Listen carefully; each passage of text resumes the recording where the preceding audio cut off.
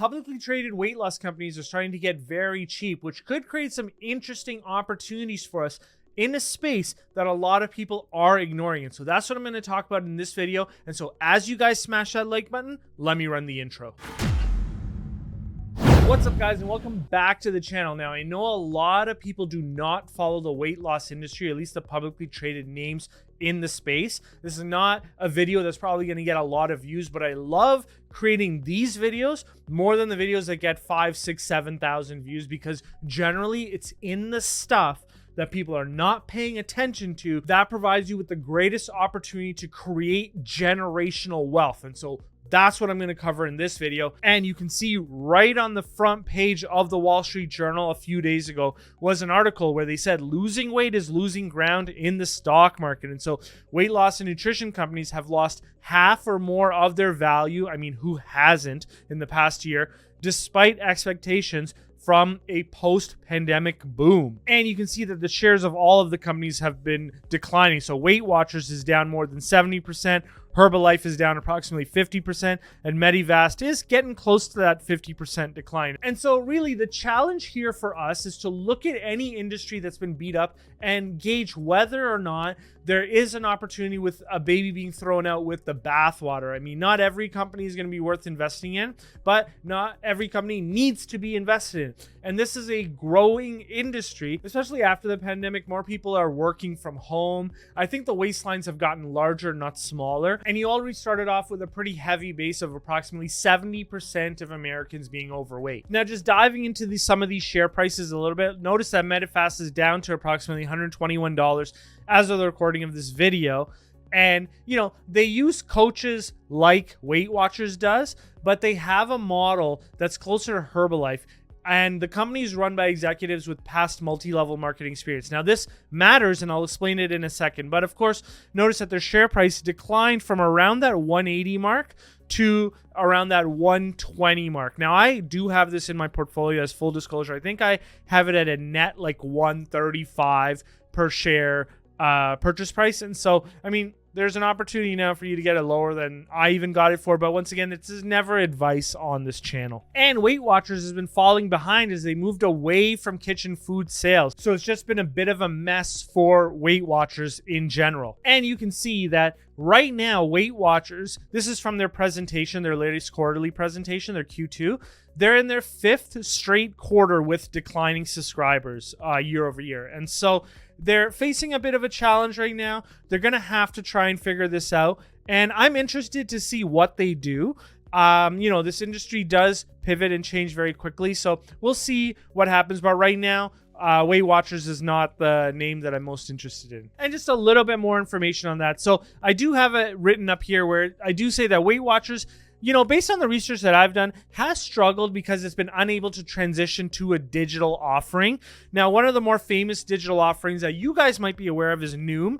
They've been criticized because the algorithm appears to give customers potentially dangerous advice. I researched that. The evidence is scant at best. I think that that's just the article writer just wanting to say something negative about Noom. I don't think it's that bad.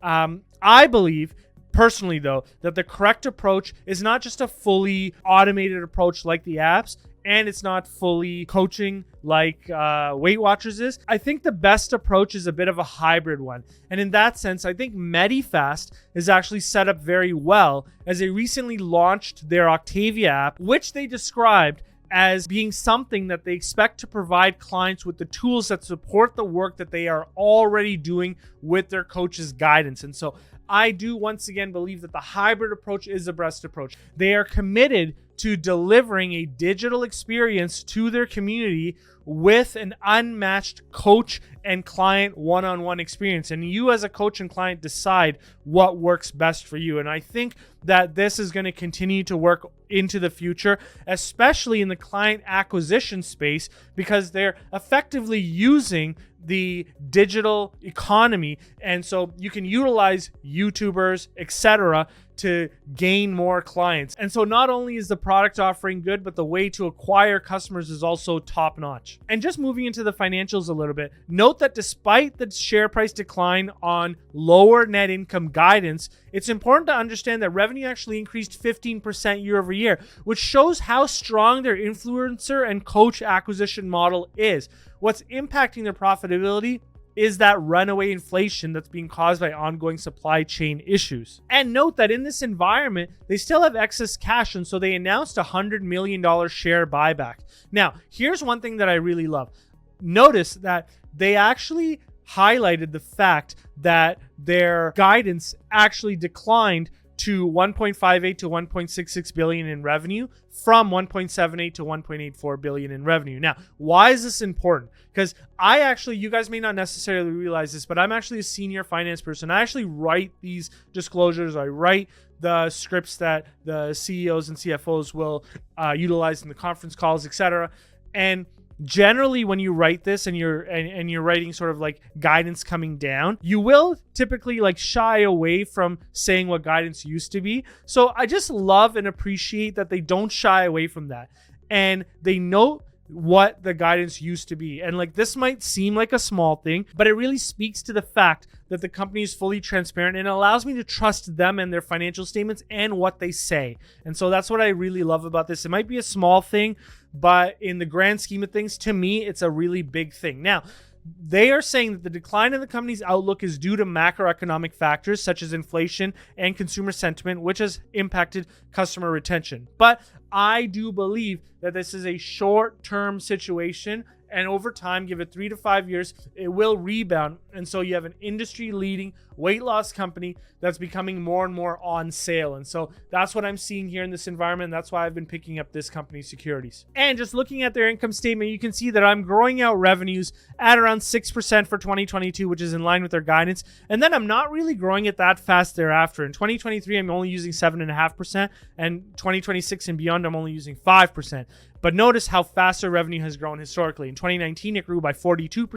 2020, it grew by 31%. 2021, it grew by 63% on an operating profit margin of, 12 to 14%, which is the operating margin that I'm forecasting out into the future. So effectively, what I'm telling you guys is that there's a huge amount of upside to the valuation that I'm providing in this model. And just looking at their cash flow statement, notice that they are incredibly shareholder friendly. They're using all of their generated cash flow to buy back shares and pay out dividends. And note that one of the things that you do have to be a little bit concerned about is that their share-based compensation as a percentage of free cash flow is a little bit high in the current year. And so I'm hoping that that comes back down to under 10%.